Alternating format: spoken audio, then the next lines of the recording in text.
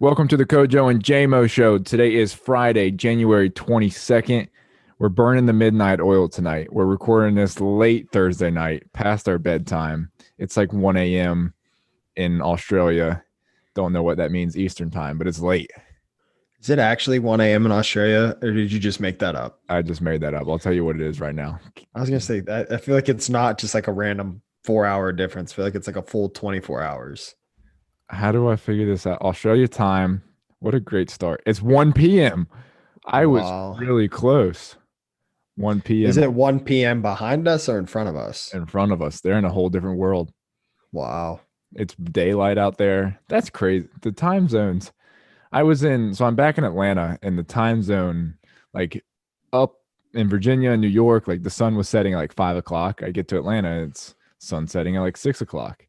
People forget how west Atlanta is. It's very close to being in a different time zone. No, it's not. It is. It's if you look at the Alabama state line, Alabama, Georgia, it goes into the central time zone. And it's Is Alabama's in a different time zone? yes. See, I didn't know that. people don't realize it. Is it really? Mm-hmm. Yeah, All right. and Atlanta to Alabama is like an hour and a half, 2 hours from Hmm. the state line. I didn't know that. Yeah, the more you know. Knowledge is power. Knowledge is power. So we're back. It's we're gonna break down the wild card games. Or excuse me, that already happened. It's late. Yeah, wake up, dude. The divisional round games, and then we'll talk lots of other stuff, new coaches, and then of course we'll talk about the AFC and NFC championship games this weekend. So let's start divisional round recap.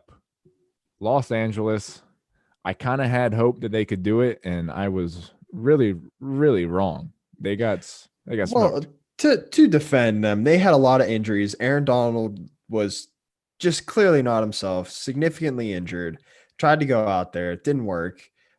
Jared Goff actually didn't play too bad, but is when you're a banged up team and you're going against Aaron Rodgers, it's tough. And the Green Bay Packers came ready to play. They looked good, they looked fresh, and I I don't know. Are they the best team in football right now? They look pretty freaking good. They look so good, and Cooper Cup also was out, which it Yeah, I they forgot about Cooper Cup. the recipe for the Rams was they had to get out to a lead, a 7-0 lead, or and just run the ball and just not have to throw it and keep the ball out of Jared Goff's hands because he had a broken thumb. So how are you going to expect him to go into Lambeau when it was cold and throw with pins in his thumb? I mean, you can't. Yeah. He definitely is not to blame, but No. the Packers just look so good at every level. Yeah, I'm really excited to be honest, to watch both games. I think both games have the potential to be really, really good this weekend.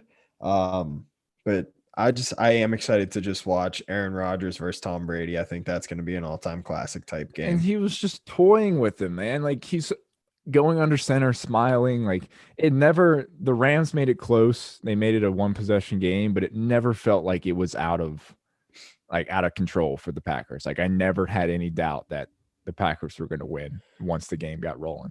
Maybe it's the power of Aaron Rodgers going on the Pat McAfee show all the time. Is that He's it? I don't know because I've never seen Aaron Rodgers just like so loose and without a care in the world. Should we get him on our show and see how Yeah, he reacts? I'll Maybe he'll. text him. Pat McAfee grew up 5 minutes from me. Was he a pick? I know he's from Pittsburgh. He He was went to West WVU. Did We already Yeah, have this conversation at one point. I think so. He played with Wixie. I feel like we talked about Yes, that too. that's. I think that's where that came out. Yeah. Um, but yeah, Aaron Donald, you mentioned it. He was not 100%, which is crazy. Like the way he got hurt against Seattle is so strange that I can't. I don't know what the injury was. It was some torn cartilage in his rib cage. If Yeah. I'm, and he sacked Russell Wilson, and Russell Wilson just kind of sat on him when he sacked him, and he immediately was wincing in pain. It honestly, there's so many weird ways where you can injure your body, like in the most subtle ways. And then you see these huge collisions and it does absolutely nothing to your body. It's crazy. Yeah, and he tears his cartilage just from sacking Russell Wilson and Russell Wilson falling on top of him.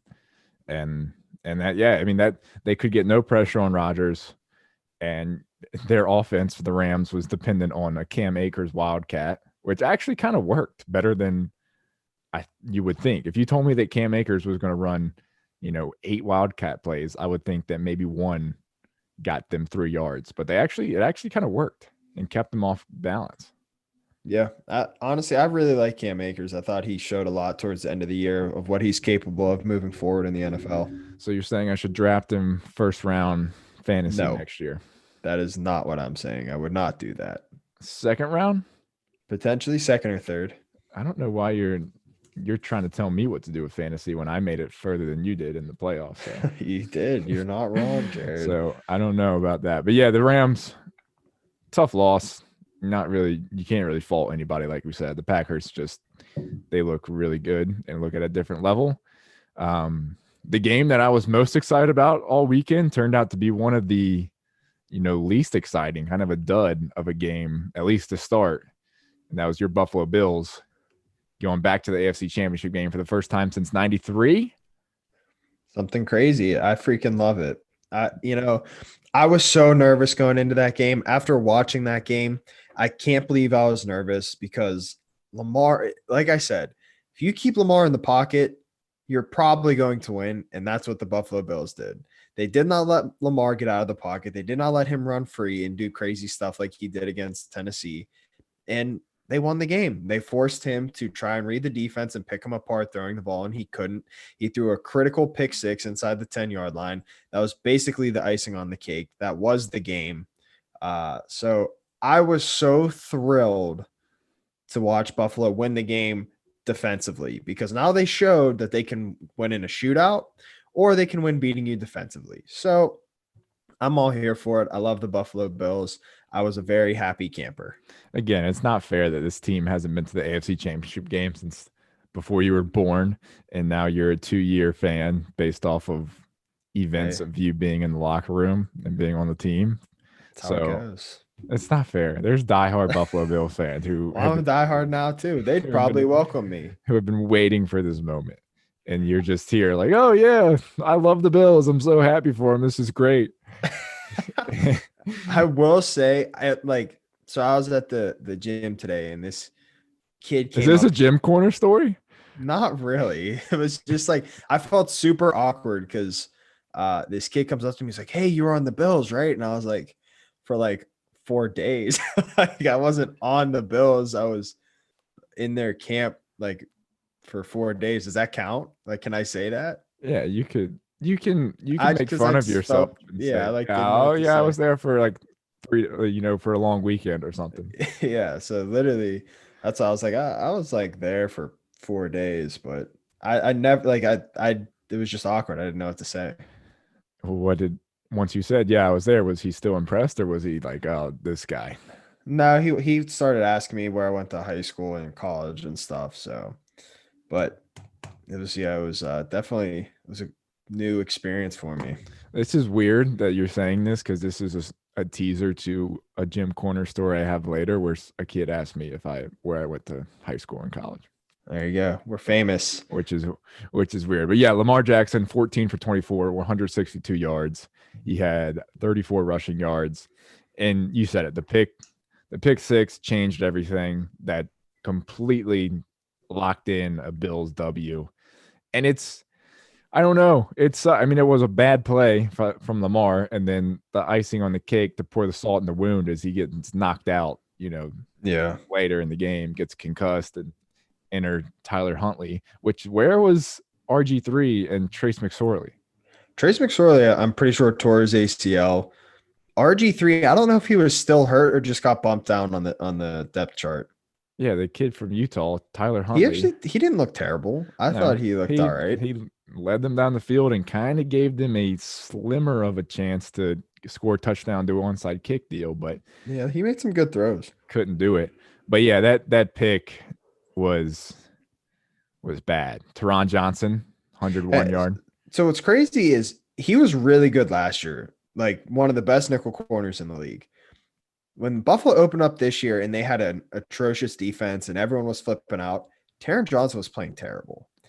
Then the second half of the year, when they go on that, they're on this current, 9-game winning streak, he's been phenomenal. So he is a big indicator on whether or not that Bills defense plays well based off of the style that they play. So he's the key factor again this weekend. Weber State, FCS kid. He's a beast. So Really good. When he's on, he's on.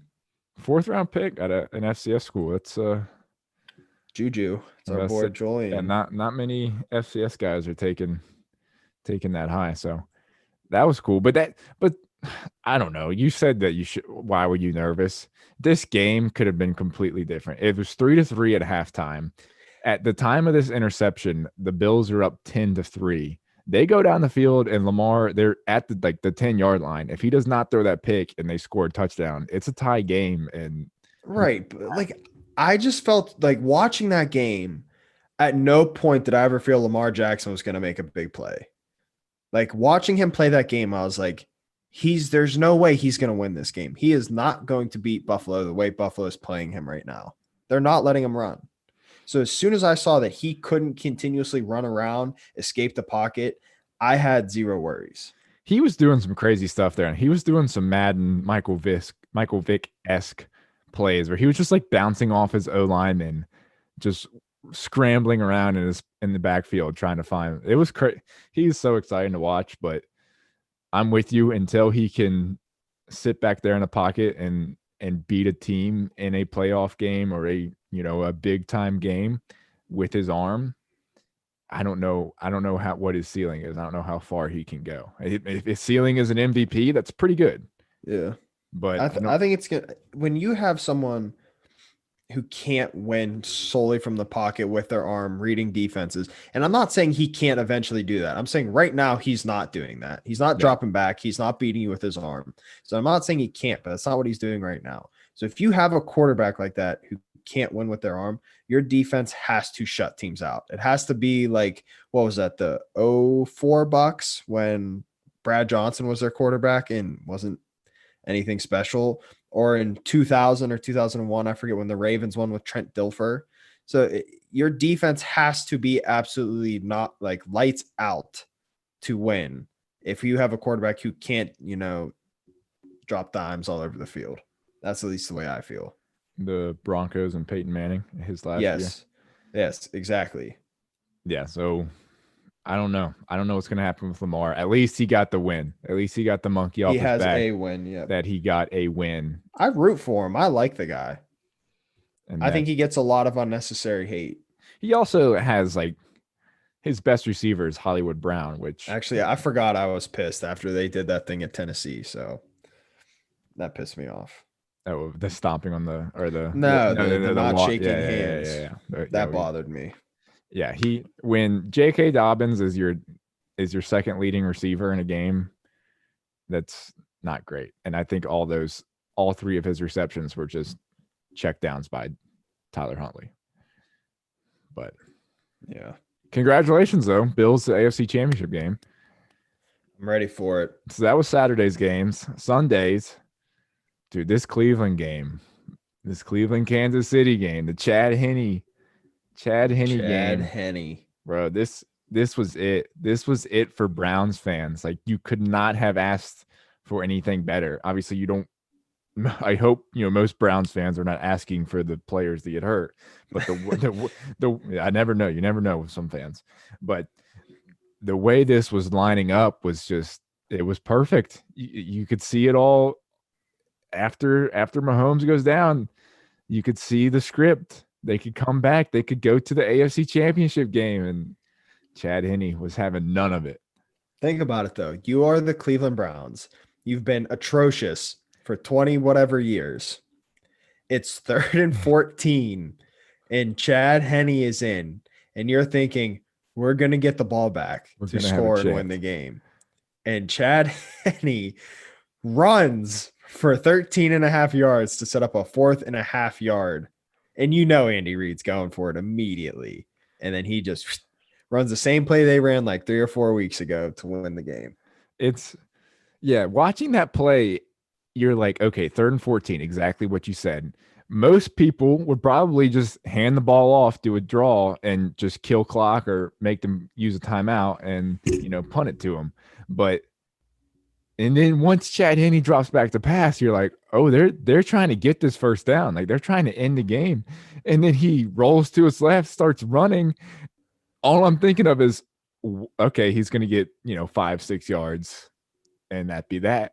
And then nobody's coming. There's no Cleveland defender in sight. And it's like, holy shit, he's going to do this. And he dives. And when he dives, it looks like he got it. And then the ref comes in and marks him just short, which turned out to be the right call because he was about a half yard short. But how can you let Chad Henne? He was moving too. Once he got north south, that was definitely the fastest he's ever run in his life. There's no doubt in my mind that is the fastest Chad Henne has ever moved. And what a sequence for Tony Romo of Tony Romo was freaking out, making the call off the wall that Chad Henne had sent the Chiefs to the AFC Championship, going nuts. And meanwhile, like everybody's seeing here, oh, he's actually short. But Romo's going off the wall, going nuts. They line up for the fourth down. Romo's going, there's no way they're going to snap it. Look at their body language. They're not going to snap it. They're going to try and draw him off sides. And as he's saying this, Henne takes a snap, hits Tyreek Hill in the flat, and boom, ball game. I did feel bad. I don't know what you thought, but I thought Baker played a good game other than his one dreadful pick to Tyrann Mathieu. Other than that, he played pretty good. He should have had another touchdown, but Rashad Higgins fumbled it out of the end zone, which, by the way, I hate that rule. If you fumble anywhere else on the field and it goes out of bounds, you get the ball there. I know. Why, if you fumble it out of the end zone, do you not just get the ball? It should go back. It can go back to the 20, but you should retain the ball. It sucks, but it's like, and in the moment, I was angry because I was secretly rooting for Cleveland just because of the story of how cool it would be for Cleveland to be in the AFC Championship. But I don't know, man. Like all these rules are for the offense, and it's like every single thing is in favor of more points, more touchdowns. It's so hard to play defense as it is, and I'm okay with them keeping the role of. I just don't the get defense gets the ball. The logic behind it. Why? Yeah, it doesn't really make sense. There. They should. Yeah, I don't. They should like flip a coin or something. What they should do is change that rule to where it makes sense. They should stop the game. Change all the other stupid penalty rules that benefit the offense. They should stop the game, bring the captains to midfield, do a coin toss to see who gets it if that ever happens. Because how many times that happened in a season? 10? I hope you're not. They should not bring the captains to the 50-yard line and flip a coin. They got to stop the game, refill the concessions, give everybody popcorn, and then go to midfield, flip a coin, give it to that team. That's what I think. You're an idiot. But dude, yeah, I texted you. I mean, the fact that they were even in the game following that was a 10-point swing. They had a touchdown to go. They were going to be down 6 at half. They were going to get the ball at half, and I almost said Rashad Higgins, fumble where he was hitting the head, helmet to helmet, which should have been a penalty by rule. Should have been a penalty by rule. And we talked about targeting before. If you want to slow down every single play, you're going to see targeting on a lot of them. But they get to pick and choose when they stop the game and when they go under the hood and see if it's targeting. But whatever. It didn't change the momentum as bad as I thought it was because Mahomes got hurt. But yeah, that sucked. Can we talk about Mahomes getting hurt? Yes, that's we're bearing the lead right now because that is the main story. You want to know my theory on why he looked so wobbly? I'd love to. I think because when you watch him get tackled, the arm was around the neck. And I saw a couple MMA and UFC people talking about it. They don't think he was wobbly because of the concussion. They think he got choked out. That's what I've seen. I've seen that people think that he just got choked out and tried to get up real quick to, act like he's fine, which is what people like to do when they, don't want to show weakness to the opponent. So he gets up and he's all woozy, and he was actually just knocked out. He was unconscious for a second. when he Right. got like thrown back. And even if he did, it didn't look like it was hard. I really believe that it was he got choked out, and then for whatever reason, the staff said he had a concussion Just the optics of him getting up and and wobbly. Yeah, not being able to get to his feet. Definitely, it's even the Jim Nance was like, "Oh no, like he if I've ever seen a concussion, that's it." So the optics yeah. was I was not like, good. hey, Jim. I wanted to be like, hey, Jim. He didn't even hit his head. Like, pipe down. Yeah, and then he has this big toe issue, which was clearly bothering him. But Yeah. then the issue is, if you're a Chiefs fan, it's like, why are you running a speed option with Mahomes on 3rd and 1 when he's got a bum foot? Yeah, I agree. I mean, it is a really effective play for them, and they do run it really well in short yardage situations, but it's not worth it when your star quarterback, your $500 million quarterback, has a busted up foot. No, and he's out. He's out for the game. It's there for the taking, Browns fans. But at the end of the day, if if you're a Browns fan, are you like, do we really deserve to be one of the last two teams in the Do conference? you think that they cared? Do you think No. that went through a single Browns fan's head? Was, do we really deserve this? We should let the Chiefs fan. They probably called 20 people the second Mahomes got hurt, and they were probably saying, "Yeah, come over, let's celebrate, let's watch the rest of the game."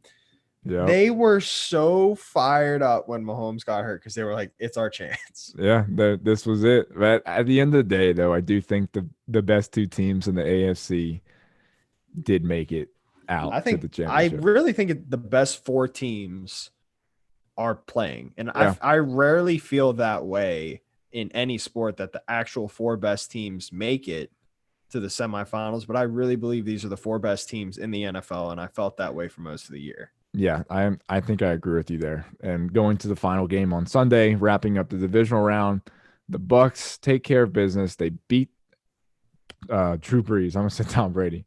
Tom Brady beats Drew Brees 30-20. Drew Brees' last game. And what a old head game this was between Brady and Brees. And this was the talk going into the week was like all the AFC quarterbacks for 24, 23, 26, 25. And then you've got on the NFC, you've got Rodgers, who's like 37. Brees is 38. Yeah, you got 43, 42, 38. yeah, Brees is 100, Brady's 102. and and they were playing like it on Sunday. They combined a 55% completion percentage between the two of them, and they combined for 233 yards. Yeah, and I will say both those defenses are good. I'm actually not a huge fan of the Buccaneers defense schematically, but talent wise, they got talent all over the field. The Saints have a really good defense, but this was my problem with the Saints since week 1, and it's why I took the risk of saying they wouldn't make the playoffs and go 9-7. Is they don't have any vertical passing offense. You saw when Drew Brees tried to push the ball downfield, it ended up in the Tampa Bay Buccaneers' hands. He doesn't have it, and I think he will retire as he should. He's had a elite career, Hall of Fame career, Super Bowl winner. He's going to be top 2 in every statistical passing category ever. He can walk off, even though it was a poor performance, and say, I had a great career. Yeah, I mean, it sucks because you could like we talked about this year, like we didn't believe in Breeze. We didn't think he could do it. And this kind of game was just the epitome of that. If you're Tampa Bay, you know that nothing's going over your head. Michael Thomas had 0 catches, which is insane. And you feel bad for Breeze at the end because it's just like he doesn't have it anymore. It's similar to Peyton, like we mentioned, but at least Peyton was able to go out on top. But with Peyton, like you knew he couldn't really throw the ball that much anymore. No, he couldn't throw it at all. Yeah. So I will say I want to throw a little critique at Sean Payton. To me, Sean Payton is the Mike Tomlin of the NFC. I think they're very comparable. The last decade, they've done literally nothing in the playoffs. Absolutely nothing. They've underachieved every single year with boatloads of talent. So I'm pretty sick of, I think Sean Payton and Mike Tomlin, I think their reign in their towns should be over, even though they won't be. I think they should be. You can go with the Saints though and look back at the Minneapolis. Don't start You telling could me do about it. The make them a Minneapolis Mirror. play. I know what you're saying, but you could point to these plays, especially the Nikhil Roby-Coleman PI. But They had an opportunity after that. that's what I was going to say. But that game was not over because of that play, and they still went to overtime, and they still had plenty other plays to make a play to get off the field and win the game in overtime, and they couldn't do it.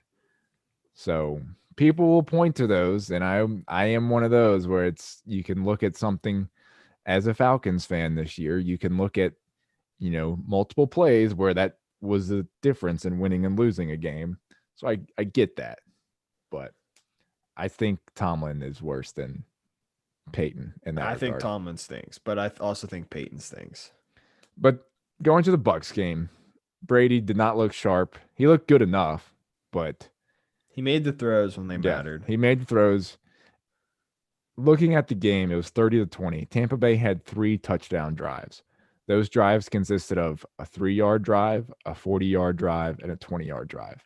Position or field position matters. I think that's one of the most underrated things when people look at like who's going to win. Field position matters a ton. Makes a big difference. That's why special teams are so important. Punts or organized turnovers. It honestly, I cringe at how little special teams are talked about and how little field positions talked about, because those are huge deciding factors in games. My biggest issue is with the Bucs is yes, they won, but looking at those 3 drives, like there was a point where it was 20-20 and they still can lose this game. And like I don't think the Saints are that good. Like Breeze nearly beat them.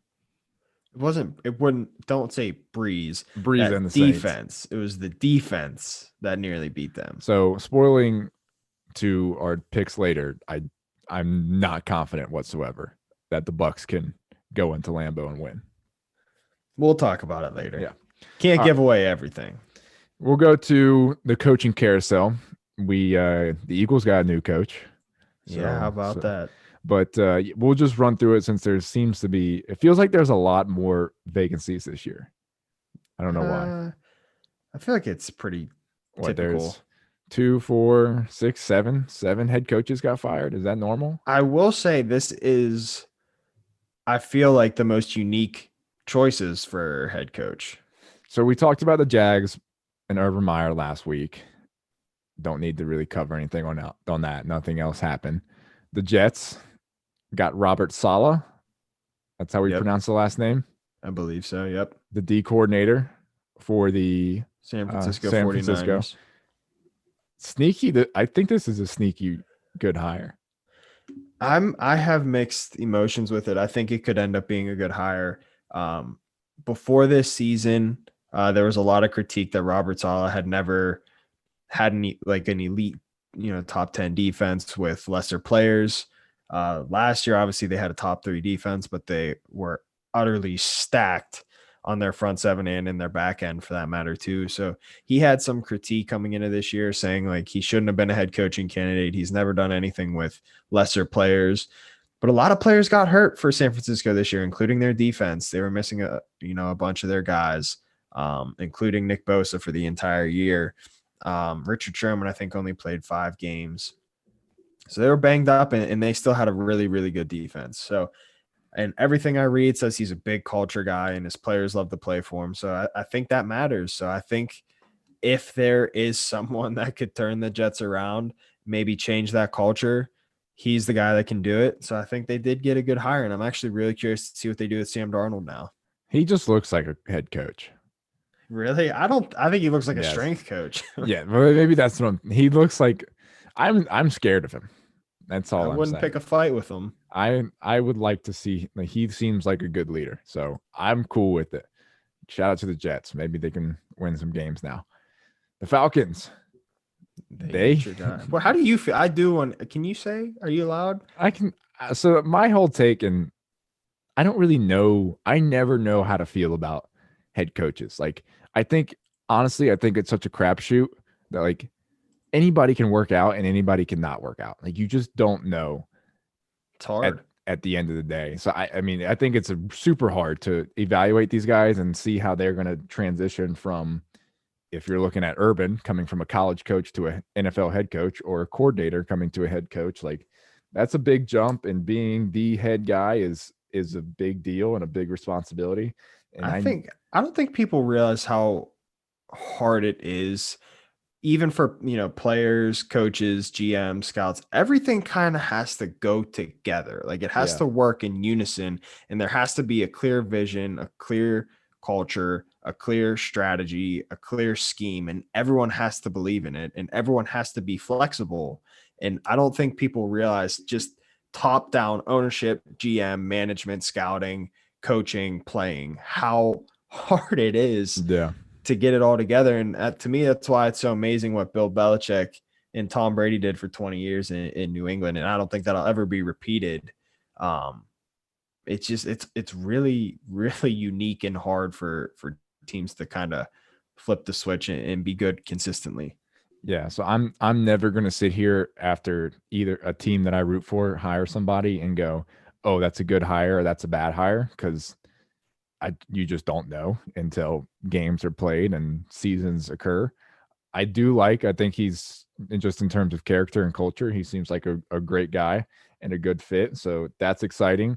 Uh, Biggest takeaway from the X's and O's things that I saw is Falcons were not very good in red zone offense last year.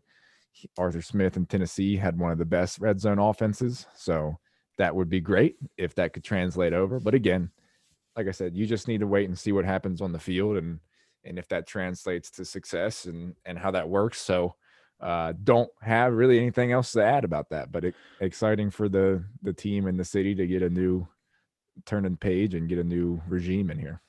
I will say I do like coaches who make the most out of opportunities. So no one knew who Arthur Smith was 3 years ago. Matt LaFleur leaves the Tennessee Titans as the offensive coordinator to be the head coach of the Green Bay Packers. There was tons of rumors. Who are the Titans going to bring as their offensive coordinator to actually build around Mariota? They promote Arthur Smith from tight ends coach. Mm-hmm. He's the offensive coordinator for 2 years. Granted, Mariota left, but Tannehill comes in. They revive Tannehill's career. Derrick Henry leads the league in rushing the last 2 years. He perfectly molded the skill sets that they had, and in 2 years they had really good offenses, and he gets a head coaching job. So I think he made the most of his opportunities. So I think he does deserve to be a head coach. I'm not gonna lie, I was a little surprised to see Atlanta hire him. But I think he has, I'm curious to see what they do with some of their players, but I think he has the background that's going to put him in place for success.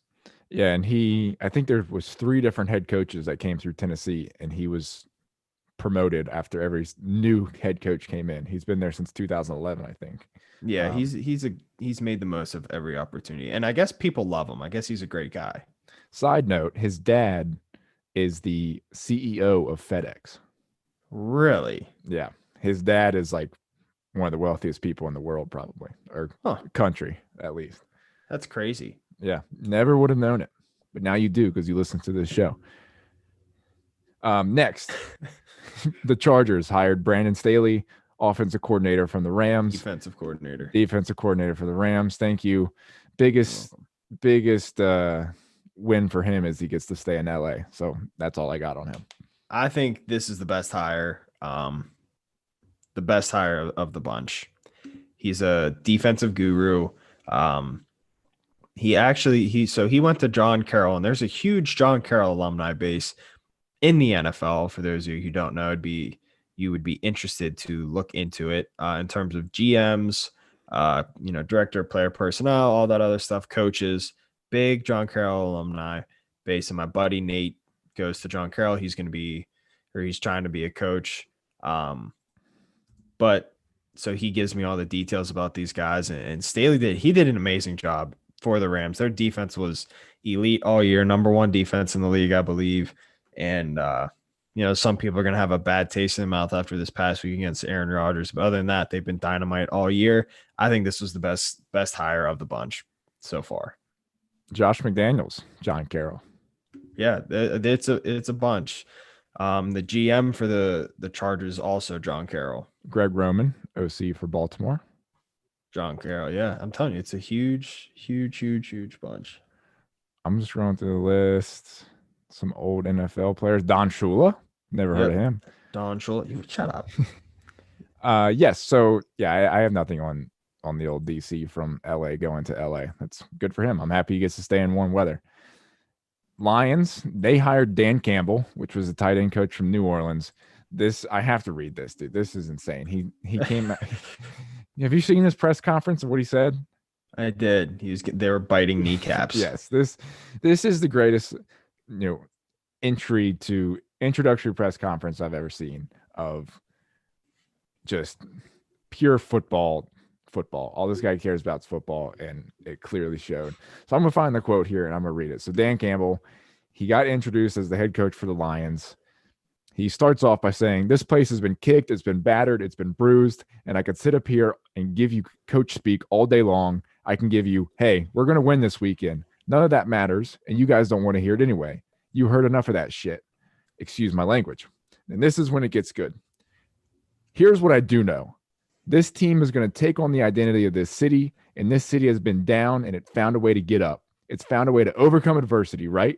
So this team is going to be built on. We're going to kick you in the teeth, and when you punch us back, we're going to smile at you, and when you knock us down, we're going to get up. On the way up, we're going to bite a kneecap off, all right? Where does he get this from? I don't know. Have you ever heard another human being say we're going to bite a kneecap off?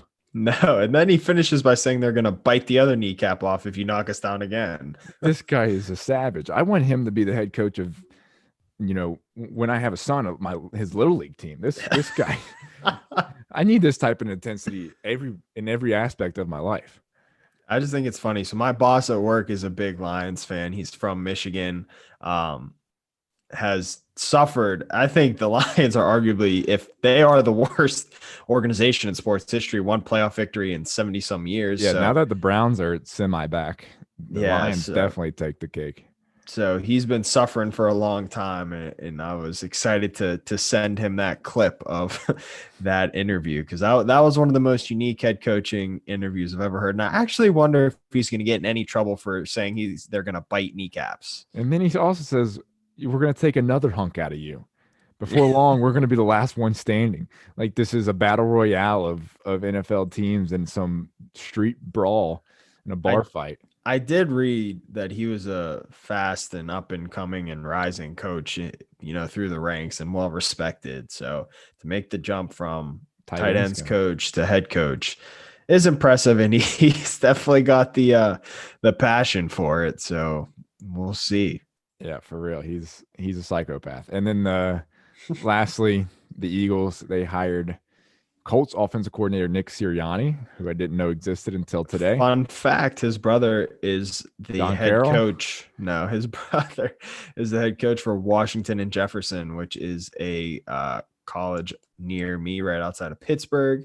That is where my sister and stepfather went to college. That is also where my brother-in-law went to college. Watched Jeff, huh? Yeah, so not a big fan of his. Of the head coach or of Nick Sirianni? I know nothing about Nick Sirianni, of his brother. All I know is that Nick Sirianni, he's 39 years old. He has led the Colts to the top 10 passing offense with quarterbacks with the name of Jacoby Brissett and Philip Rivers. So Philip Rivers, which you said the name. I loved watching him play. He's not dead. His career is RIP. He retired happily. He is now going to coach high school football in Alabama. But I love Philip Rivers. I think he's one of the most underrated quarterbacks ever. He's a competitor. He was the goofiest trash talker ever. So congratulations on a great career. Watching the clips of him in that 2004 championship game with the torn ACL playing, that's incredible. That in itself should get him in the Hall of Fame. Yeah, if he doesn't get in the Hall of Fame, there's an issue because he's top 5 in every passing category there is. So is that class done now? So we've got Eli's done, Phillips done. Ben's still there. I know, but do you think I'm asking, is he done? No, he's coming back. Okay. I think he'll come back for one more year. Finish out that $40 million contract. Back to the Eagles and Nick Sirianni. I don't know what this means. He was under Frank Reich. Frank Reich was the offensive coordinator when Carson Wentz was at his MVP form in 2017. Is this a hire to kind of bring back that mojo? It feels like it, surface level. We'll see how it goes. Again, I'm not here making claims that hires are good or bad on day one. So I think that's fair. We'll see. Now all that's left is Houston, which is reportedly the least desirable head coaching job in the history of the planet. And that begs the question about Eric Bieniemy. That doesn't look like he's going to get a head coaching gig this year. Did we talk about the Watson dilemma? No, but I wanted to go to that, but I had something on Bieniemy that I wanted to bring up, that it doesn't look like he's going to get a head coaching job. I doubt Houston. I think Houston has interviewed him, but that was part of the drama is with Watson and the GM and all that. But with Bieniemy, all the coaching vacancies are gone except for Houston. And I'm wondering if he obviously is a good coach. Like, that's not a question. My question is, he's been interviewed. He was able to do interviews during the bye week and throughout the playoffs. But I wonder is the success of Kansas City and his success at Kansas City, does that hurt his chances of getting a head coaching job? Because once the first head coaching job is filled, the first domino falls, I feel like the owners are like, okay, and the GMs or whoever's hiring these people, these coaches are going to be like, okay, they've got their guy. I don't want to wait and see what happens with Bieniemy and the Chiefs, because they can't hire him right now because he's still in the playoffs. I don't want to wait and see what's going to happen with him, and then we lose out on a guy that we really like. So I don't. Yeah, there's so many different theories. It's impossible to know being on the outside. Maybe he's not a good interviewer. Who the heck knows? Yeah. Like there's got to be some type of reason that he hasn't gotten a head coaching job. And on the other side, if they really wanted him, to play devil's advocate to my take I just had, if they really wanted him, couldn't they just be like, hey, Coach Bieniemy, we're going to offer you this job, the head coaching job, whenever your season ends in Kansas City, it's yours. And I'm sure that he could be like, okay, that's fine. Like, and that be allowed. I don't know all the rules, but I think they need to change the rules to where you can't hire a head coach until the entire season is over, or you can hire them as soon as the regular season is over, similar to college. Yeah, I don't know. But then you also have Sarkisian coaching for Alabama when he's the head coach of Texas. Yeah, which is fine. As long as you get the job done. But yeah, that's the Bieniemy thing is really interesting. And again, we're just two white guys trying to figure this out. And like Colin said, we don't know what's going on behind the scenes in these offices and, in these interviews. So it's really tough to say. But Houston and Deshaun Watson, talk about how far they've fallen. Like, I just want to say, I have zero sympathy for Deshaun Watson. Zero. What? He signed a $156 million contract in September after they traded DeAndre Hopkins. He knew exactly what he was signing up for. He didn't have to sign that contract. Some other team would have paid it to him. I have zero sympathy. Zero. None. You signed that contract. $156 million after they traded DeAndre Hopkins. You knew what you were signing up for. I have zero sympathy, and I hate how, what's the point of coaches? What's the point of GMs? What's the point of owners if we're just going to let players dictate everything? Just because you're a really good player doesn't mean that you should dictate who the head coach or GM is. Should you be able to have conversations with your head coach, with your offensive coordinator about what plays might work or what you're seeing when you're reading a defense? Yes, absolutely. That is completely different than determining who the head coach and GM is. I get so fed up with that. This is kind of I'm trying to think of an example we talked about last week with James Harden of, that player empowerment of, they're going to force their way out of town. I can't remember a time where an NFL player has had the leverage that it seems like Deshaun Watson has right now. I think Antonio Brown did a pretty good job Yeah, of getting out of Pittsburgh. that's fair. And then Le'Veon Bell sat out a whole year, so that didn't work out for him. Or he got paid, but Yeah. would you? So the rumors are Miami or the Jets. I don't know. If you're Miami, would you give up your 3 first-round picks this year for Deshaun Watson? All three? Yeah, you've got 3 this year. They have three? I thought they had two. I'm pretty sure they have 3. I could be wrong. Maybe they had 3 last year and 2 this year. Yeah, I'm pretty sure they have two. All right, we'll give up 2 and I'm gonna fact check you on that. and Tua. Yeah. 2 and Tua. Would you do it? Would you give He's up good? if you're the Jets? Would you give up the second overall pick and the next year's first? Yeah. They're saying that he's at least 3 first-round picks is what you have to offer to get him. Here's the thing though. Miami would be more likely to do that because the Jets aren't a quarterback away from winning a Super Bowl. The Jets are a lot of pieces away from being a competitive football team. So it would just be, instead of them being the New York Jets, they would be the New York Texans next year because they would still lose. They'd go 4-12. And then it's funny with the thinking Miami, like Miami has a lot of Houston's picks. They could just give them right back to him and take Deshaun Watson. Yeah, I don't know. I think they're so Houston. We talked about this earlier this year. Houston, they have no draft capital.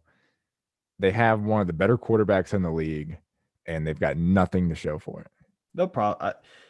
Their GM is a John Carroll guy, by the way. Isn't he the team chaplain? I don't know. I thought I heard that somewhere. What was it? But I got lost with it. I was gonna say that's a tough position to be in. To be a first time GM and have, a top 5-10 quarterback in the league, basically saying he doesn't want to be there. And JJ Watt, I would trade him. Why not? You're not going to win this year. You're not. Blow it up. JJ Watt is on record saying, "Sorry, we're wasting your prime years." So yeah, I would blow it up. I think sometimes it sucks as a fan base, and it sucks when you bring in a new head coach and a new GM. But when you're an owner and you make that decision, you have to determine, okay, we're going to blow it up. We're going to be patient. We're not going to fire our head coach and GM right away. We're going to give them 4 or 5, years to rebuild this thing, build the culture up from the ground up. So I'd blow it up. If you can get 2-3 first round picks for them and maybe a player. So like if the Jets offer Sam Darnold the 2nd pick and the 23rd pick or whatever it is, you accept it. I think if the Dolphins offer Tua and their 2 first round picks, you take it. Because in both scenarios, you have a young quarterback you could potentially groom and build around, and then you finally get that draft capital that you traded away. Fair enough. GM Jonoff. GM Jonoff. So we're changing things up this episode. We don't have an ad break set up for you guys. We are doing things different. We love Anchor, but we're going to try something different. So we'll see what happens. But because of that, we aren't going to have an ad break for Anchor. So we're just going to roll right into Jeopardy, our trivia. Oh, Jeopardy. So we're down 1,600. This is a $1,200 question, and we're going to get to it. I haven't even looked at it yet because most of the times when I look at it, I accidentally look at the answer. So I didn't want to do that. All right. Friday, January 22nd, $1,200 question. Are you ready? I'm ready. This is a team effort. We're still friends here. The title is Charged Up.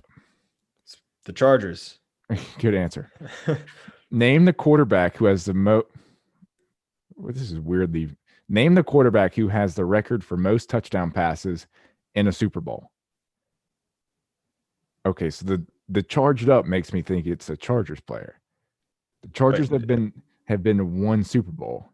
So it's not the most. Is it the most touchdown passes in a single game? in a single Super Bowl game. You got to be kidding me. And charged up. I know the Chargers have been to one Super Bowl. It was like in 93. I have no idea who would have been the quarterback in 93 for the Chargers.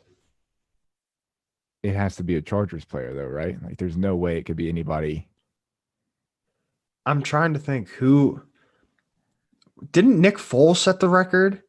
No, Nick Foles only had like 4 or 5.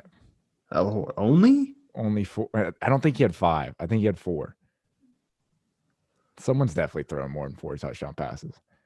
I don't think so. They didn't throw the ball in 93. I have 0. Are we going with Nick Foles as our guess? I feel like I should know this if it's Nick Foles. I'm rolling with Nick Foles. I'll go with you because I got nothing. So, gosh, this is gonna be our third. Yeah, I know. Makes me sad because it's football. Oh, it was Steve Young. He Why threw is that 6. charged up? He threw 6 touchdown passes. Steve Young, 6. Let me look this. Why would it have been? Was it against the Chargers? It probably was against the Chargers. Yeah, maybe. Had to have been against the Chargers. Let's see. Let's see. He was a 3-time Super Bowl champ, Steve Young. Type Steve Young, 6 touchdown Super Bowl. I'm a master at Googling stuff. It got me through college. Super Bowl 39. Is he going to tell me who they played? It was against the Chargers. Of course Oh, it was. my gosh. So it did give us the hint. I ignored it. 49-26. I mean, we were on the right page. Who was even on this Steve Chargers Young. team? I don't even know any. Steve Coleman. Young threw 6 touchdown passes in a game. Yeah, are we overlooking that? That's a lot. Yeah, that's insane. Particularly in that time. This was Rodney Harrison's rookie year, What? 93. That's crazy. They were the 2 seed in the play. I don't even get a quarterback.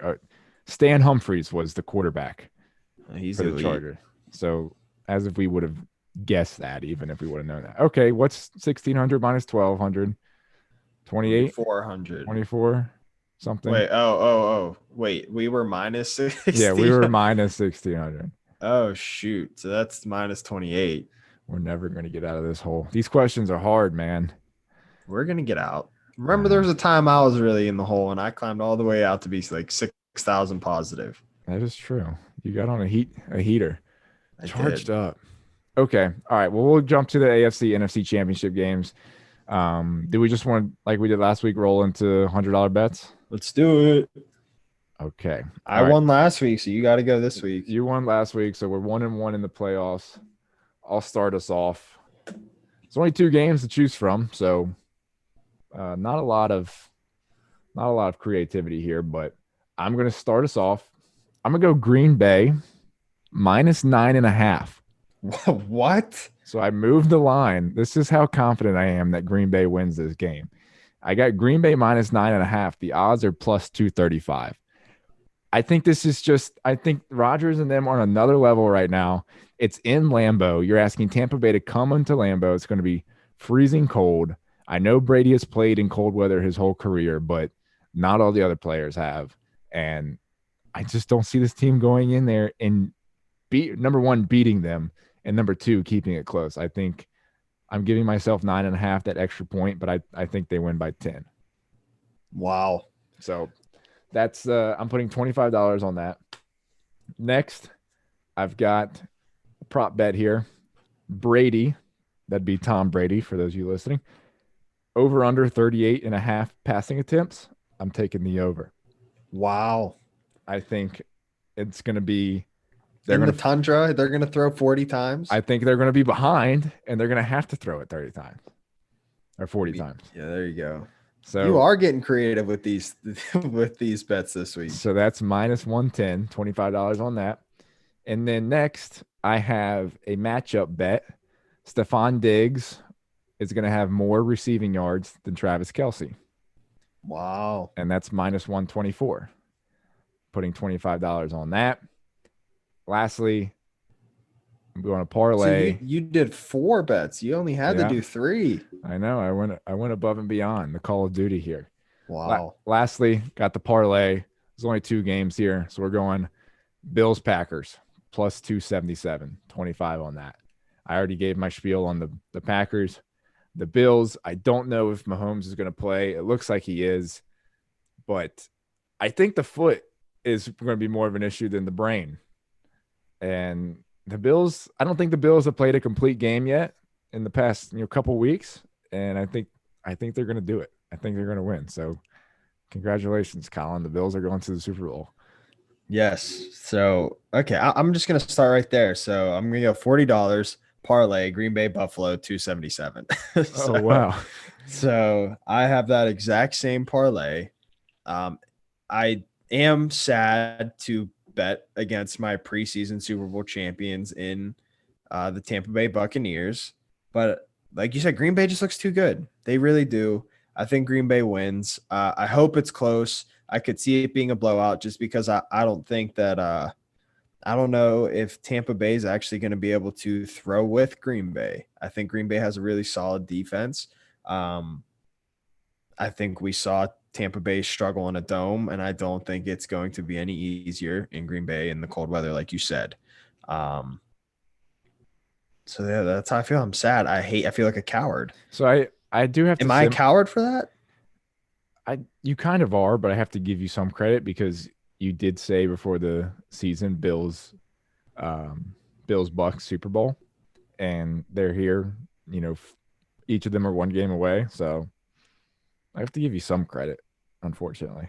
And that's what like but it's so hard to make predictions like that though. So like it's not like I knew something other people didn't. I will say like maybe I had a little bit of inside information because I knew what the culture was building in Buffalo.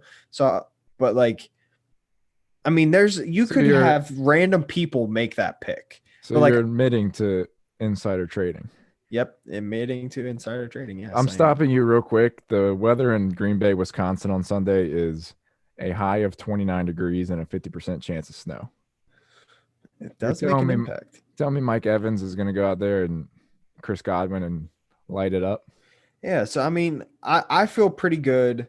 You know, them at least making it to the final four shows that it wasn't a fluke and I'm not an idiot and I didn't make a random pick. I truly believed it all the way through. Um, All the way through today. Even when Tampa Bay was struggling, I said they'll be there in the end. I just think right now, if I'm being honest, I think Green Bay is the better team. So if I have to put my money on it today and tell, our listeners, where to put their money, I would be wrong to say anything but Green Bay. So that's why I'm going with Green Bay this week. All right. What That's else you got? $40 on that one, by the way. I only did 3 picks this week. That's okay. The next, I'm going to go with the Kansas City Buffalo under 54 minus 112 for that. I have a feeling we're going to see a little bit of a defensive game. I, I, I don't know. In my next pick, I'll just go right into it too. I have Buffalo +3. So I do think Buffalo covers. I think Buffalo wins. They're obviously in my parlay. I do think it's a little bit of a defensive game, and I actually think Buffalo is going to score. Like I could see Buffalo winning by 7 to 10 points. I think that they're going to have all day to throw against that Kansas City defense. I'm not big on that pass rush. I think the Buffalo Bills offensive line is looking pretty good right now. I think Josh Allen's going to have his way with Kansas City. I feel relatively confident that Buffalo is going to win, but I got 35 on Buffalo +3. I have 25 on Kansas City Buffalo under 54. I think it's more of a defensive game, but I like Buffalo to have the better offense. I wish that the Tampa Bay Green Bay game is first. I wish it was the other way around. I do too, because then I could relax and enjoy the Green Bay game. I wish that it was because the later it gets in Lambeau, the colder it's going to be. It'd be like wind chill, probably 0 degrees. Maybe that's why they had it earlier. I don't know. It's a bummer, but I'm excited. We've got, like we said, we both think these are the best 4 teams. We've got a good slate of these 2 games this weekend, and I guess enjoy it because we're running out of football, which is crazy. I know. what, 3 more games? 3 more games and a virtual Pro Bowl. A virtual Pro I Bowl. don't know how that. I think they're gonna. I legitimately think they're playing Madden or some BS for Yeah, the I'm Pro pretty sure Bowl. I saw something like that too. So that's. I'm just gonna enjoy it. Enjoy every second because before you know it, we're gonna be sitting here and it's gonna be the end of February. We're gonna have no football. We're gonna have to wait till August for more football. Wait, but we do have FCS football. Oh yeah, there will be games in the spring, supposedly. So we have to watch the old Bison and see what they do. See The if they can Bison. see if they can win more in one game. Not likely. Um, no, they've won. How many did they win last year? 3 I or don't know. something. I hate Bucknell. I hope they lose every game. One year they went 1-10 after we graduated. But anyway, um, you know what I have to do when we get off this episode? Go to sleep. Before I go to sleep, I have to put on a fitted sheet on my bed. That's like top 10 things I hate doing is putting on a sheet. Yeah, I'm with you. I hate making the bed and It putting sheets on the bed. it takes literally like me 10 minutes to figure out what side is the bed, where is it supposed to go. And my bed sheet even has a tag that says top of bed. So I should know, but I still can't figure it out. It's how often do you wash your sheets? I don't know. I'm gonna be honest. My wife is a very good wife and does a lot of that stuff. I I don't wash my sheets that much because I can't stand having to put on the sheet again and Yeah, again. So I don't know if that's I'm with you. gross. That's probably gross, but I don't think it's gross. I think some people might think it's gross, but I've learned to stop caring what other people think. there you go. Yeah, so I'll do the quick gym story wrap up. It's something that happened last week. Nothing wild. I feel like I've said that every gym corner I do. Nothing wild, but I was working out. I was wearing a Bucknell football shirt on, and this kid's like, "Oh, do you play at Bucknell?" I'm like, "Oh no, I used to. I graduated a couple years ago." I'm thinking to myself, "Wow, look at me living in the past." I graduated 2 years ago. I'm still repping Bucknell football stuff. Maybe I need to move on. But other than that, he's like, "Oh, that's cool, man. Like, I'm looking to try and get recruited and play football in college." And I was like, "Oh, that's cool." And he was like, "Yeah, I go to Bishop Sullivan Catholic High School, which I don't expect any of you guys to know what that is, but that was like our rival high school when I was a kid." And I was like, "Oh, I went to NSA." He's like, "What? No way!" Like, like, What? No way. like you were on those good teams back then. I was like, and our high school team was pretty good. Um, and I was like, yeah. He's like, oh, I remember you guys. Like, I was in middle school then, but like I remember you guys playing. I was like, oh yeah, yeah, that's cool. Whatever. Like that was cool that he knew that. And then I started thinking, um, I was like, dang, like he's class of 2022 in high school. Like I was class of 2014 in high school. Like how old does that's We're crazy. old, man. Yeah, yeah. That's why I told him I was like, I graduated in 2014, and as the words came out of my mouth, I was like, "Oh shit!" Like that. I was like, "I'm old now." What's So that? 7 years ago. yeah. So yeah, I and can't believe it's been 7 years. yeah, and then he was asking me, he's like, "What conference is Bucknell in?" I was like, "They're in the Patriot League." He's like, "Oh, what schools are in the Patriot League?" And I was like naming some. I was like Lafayette. I was like Fordham's in the Patriot League. I was like Georgetown is for football. He was like, "Oh, cool, cool." And then as we're wrapping up the conversation, he's like, "Yeah, I'm still trying to get recruited. I went to a Nike camp or whatever." He's like, "I got Lehigh recruited me." I'm like, you didn't know Lehigh was in the Patriot League and, and they're recruiting you. So, but I honestly I feel bad for the kid because he was giving me his stats. He was like, "Yeah, my upper body's not very strong. I can bench press 315 only for one rep though, but I can squat 500 pounds."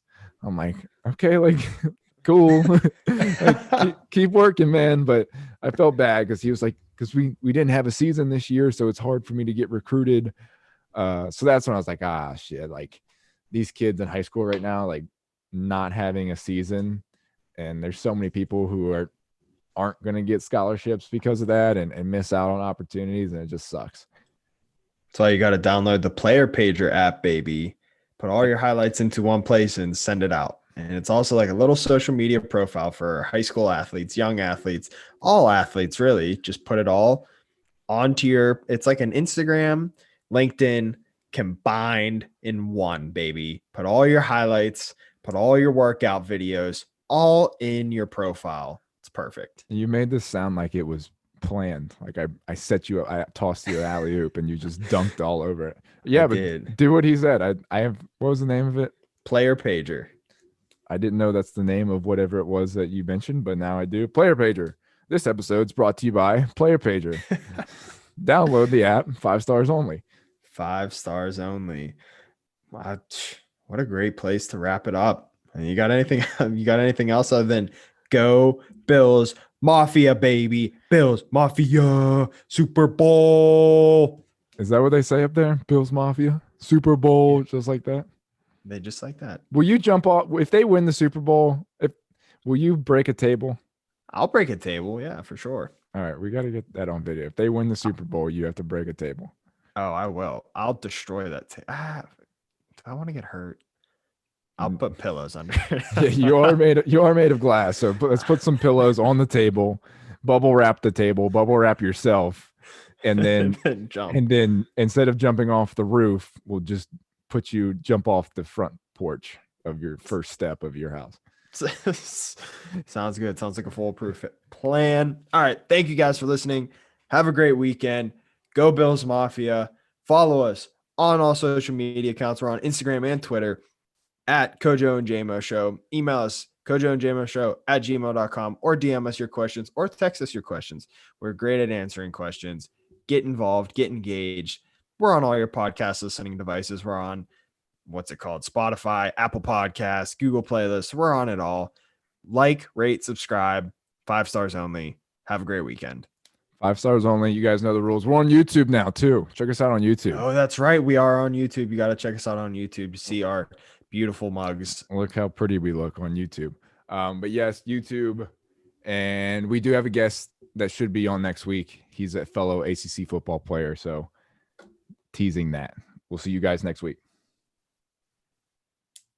All right. Got to do the intro. Oh, I forgot.